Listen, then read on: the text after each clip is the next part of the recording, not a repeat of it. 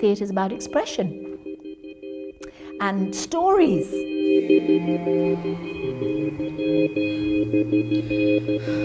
It's very different. It takes you completely out of your everyday life, and it's really interesting to hear other people's stories.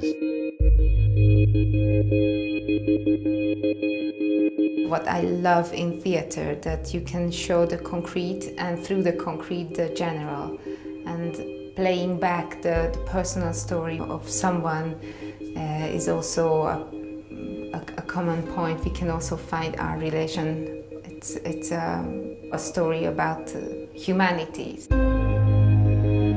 There's something very, very special about the intimacy of small-scale theatre. It's not lesser, it's just different. There's something very magical where you're very close to the actors and they're telling a story that is so close to you that you're drawn in, you know, gorgeous. That's the kind of theatre I'm interested in making more of. True Heart Theatre is, I was going to say my baby, because it's very dear to me. Around 2006, it came out of working with the Chinese community as a theatre practitioner for many years, then realizing a desire to introduce playback theatre to the Chinese community in London. I'm going to invite someone who would like to come and share a story.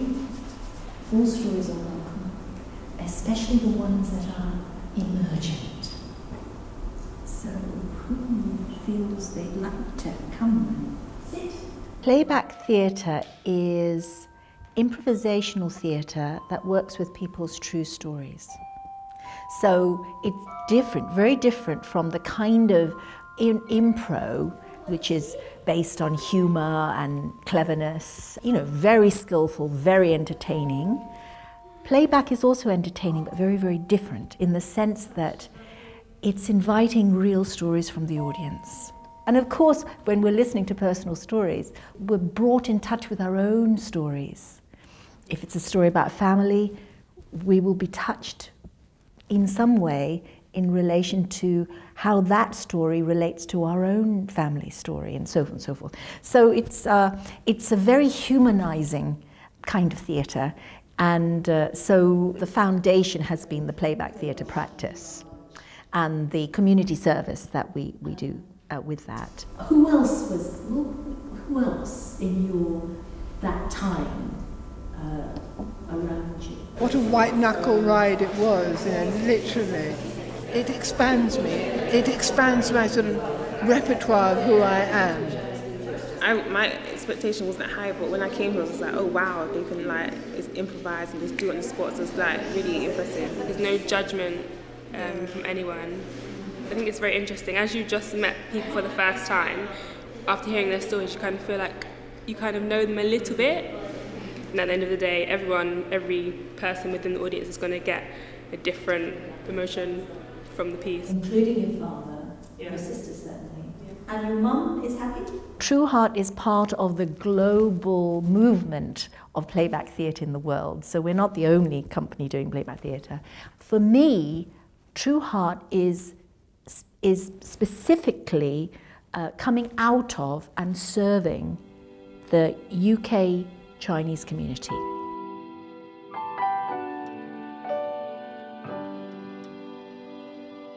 You know, I'm Eurasian. I feel very identified with the Chinese community, but I don't look it. And that's a huge story in my life. I never imagined that I would be doing theatre, actually, when I was growing up. I came to it by accident. I did psychology at university. And then I came back to Hong Kong to work in my family's business, which was selling flowers. And I retired from the family business when I was 23. I helped my mother sell the shop, and then I was wondering what to do with my life. And I went to the theatre in Hong Kong. It was Chung Ying Theatre Company, and it was a production of an Italian play that they had translated into English and was performing with Cantonese and Mandarin as well. I was so inspired. It was one of those moments where I thought, that's what I want to do. That's what I want to do. I want to be there, I want to be part of that, I want to support that, I want to make that happen more.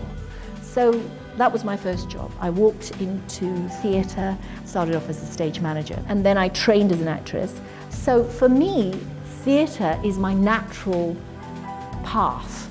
It's how that's what I'm here to do, and support and help grow. For me, being a Chinese in this country isn't about being separate and identified with mainland China. Actually, it's not at all. You know, the diaspora, the Chinese diaspora is so widely spread, and there are you know, it's 3-4 generations of Chinese people born in this country, and I want to enable or be part of the process for integration, visibility, having one's voice being heard, participation. So True Heart is really there to support and serve and using theatre and applied theatre specifically, where theatre is used in social action, in social context, in education, that kind of theatre, to bring alive the presence of the British Chinese community. We have been able over the years to bring and produce Cantonese speaking plays here, as well as produce plays in English that speak of and speak to the Chinese story. I'm aware that in the Chinese community, when there are celebrations, a lot of the theatre presentations are very, very, very old, traditional, wonderful at some level, but it doesn't speak to contemporary British Chinese community. I mean the young ones, the middle-aged ones, and the elderlies too. So we want to bring plays that, and make plays that really touch them in a very direct way. Okay, I make everyone happy. I tell you family story. Yeah? About Jesus.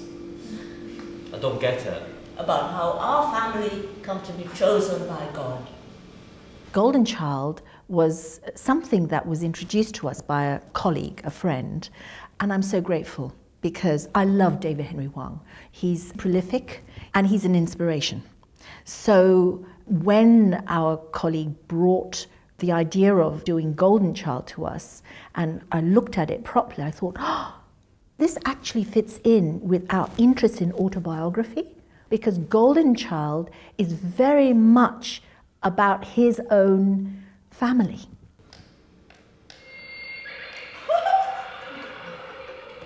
The mechanical bird comes out every hour. I thought it would be charming, hanging on your wall. In Golden Child, it is about a woman, an old woman, dealing with her history, but this history is much further in the past, dealing with how one's family converts from a traditional culture to Christianity. This way of life, it brings out the worst in us all. I do not want the audience to see this as a piece of history, as a documentary piece of history. I think I want them to see this as subjective history. It is history from the point of view of a person telling her history. And I want to imagine that every time she tells it, it's slightly different. And this is just one of the versions that we happen to be seeing and hearing.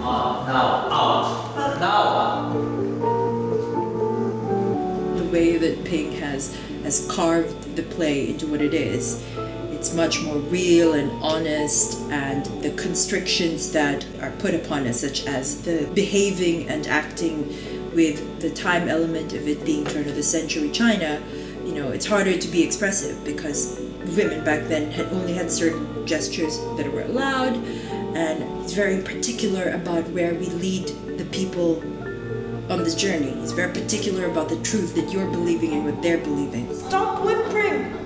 You should give others the satisfaction. What interested me about this play is how it deals with memory. It's a memory play. It's about an old woman thinking about her life back in pre-revolutionary China. And in reading the play, the way the past occurs is not through a flashback, but it's as if both past and present exist at the same time in the same space. In the script called for the actor to age up to play Anne as an old woman, and when it goes back into the past, for the actress to age down to play a 10-year-old girl. So I made the decision to cast an older actress who will not age down when she goes into the past, so to speak. So that when she interacts with characters in her memory, characters in the past, she interacts with them as herself, as an older self. And but the character will interact with her as a 10-year-old girl. Aji! Stop! I will do it myself. When you hear her cries, it will be as if you are holding a knife making cut after cut into your daughter's face.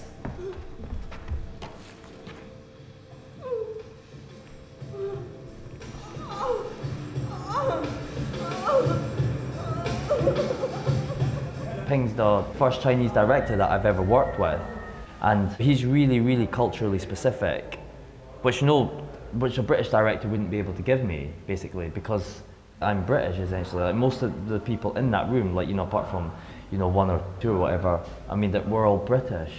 So he's very culturally specific, which is great, and you can learn a lot off him. And then we can nip it or not in a later one. It felt important that we would be looking for a Chinese or East Asian team. And there are not so many. I mean, that's one of the things that we are trying to redress, to bring forth more talent. So it felt important that we should give opportunities for the Chinese and East Asian community to participate in this project, whether backstage or front stage or whatever.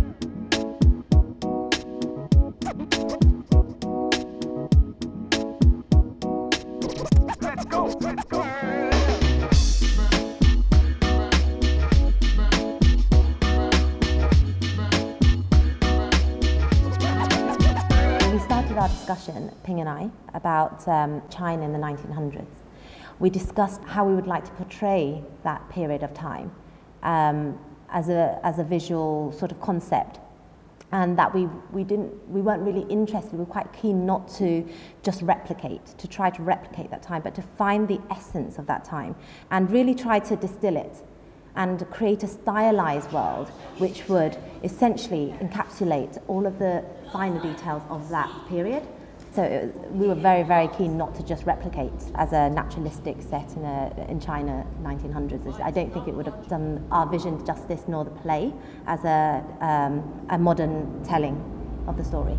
I'm a fool, simple-minded, an idiot. Quiet.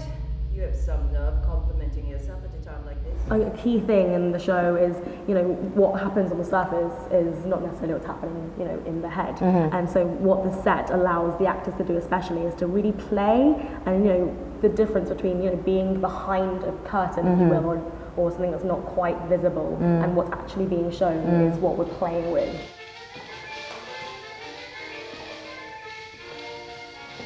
It's a small space, it's not a huge space, but what we really wanted to try and create is different worlds or different areas that could be lit separately and isolated, so that we could have the idea that this house extends beyond what we see here. So there are spaces that people can hide, people can scuttle off to, people can, listen into conversations. And you desire to be baptized? What really is quite interesting about this story are the relationships and how this story could possibly transpose itself even into our modern day life.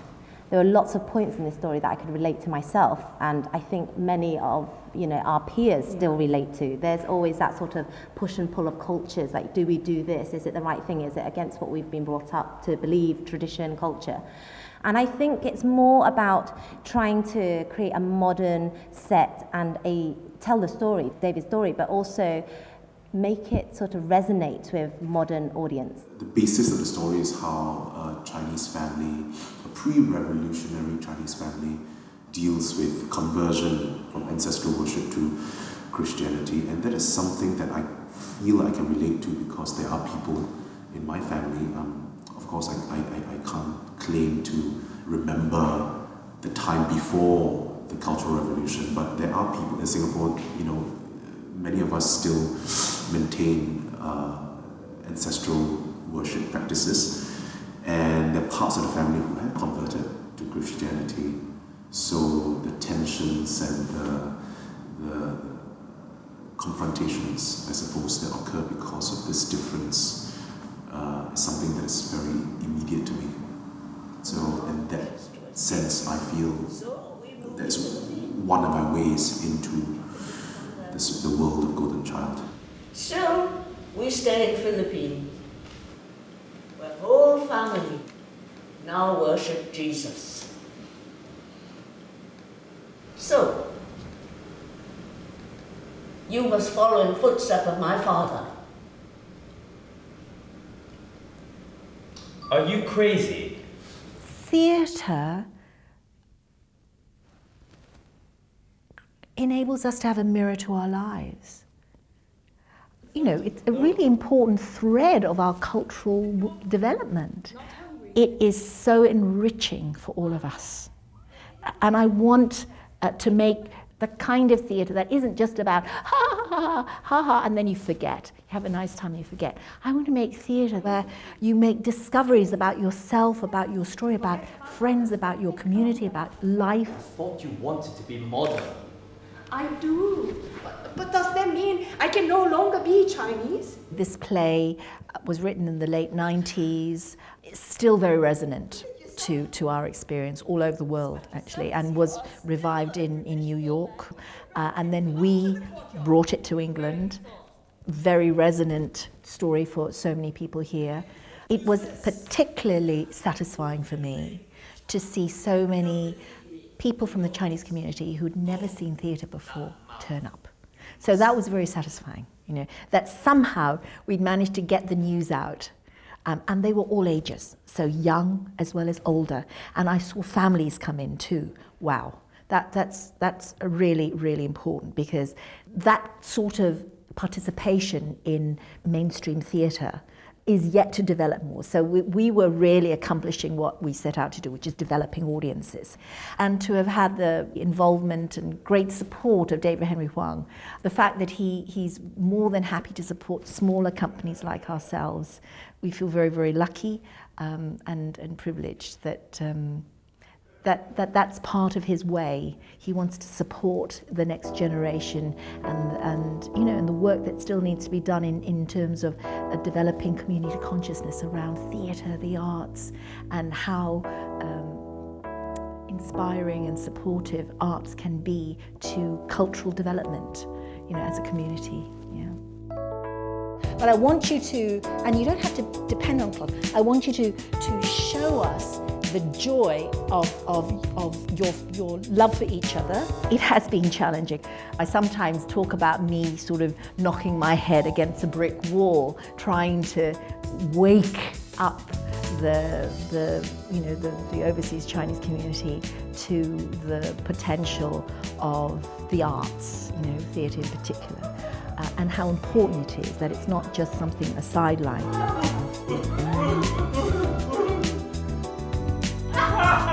True Heart Theatre has allowed me to see more of what's out there and perhaps engage more as well, not just within the theatre company, but also beyond that. I think undeniably, I can say it's changed me. My background is in sciences, and I was never encouraged throughout my childhood to take an interest in arts at all. So I feel it has given me a much more rounded view of the world. most people really do appreciate what we offer and have learned something and have enjoyed it. You know, it's good medicine. It feeds the soul.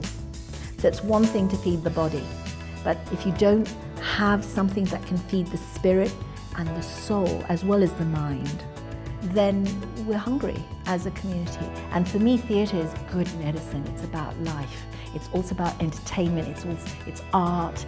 It's reminding us who we are and what we're here for. It's important. And I hope more and more people realise that.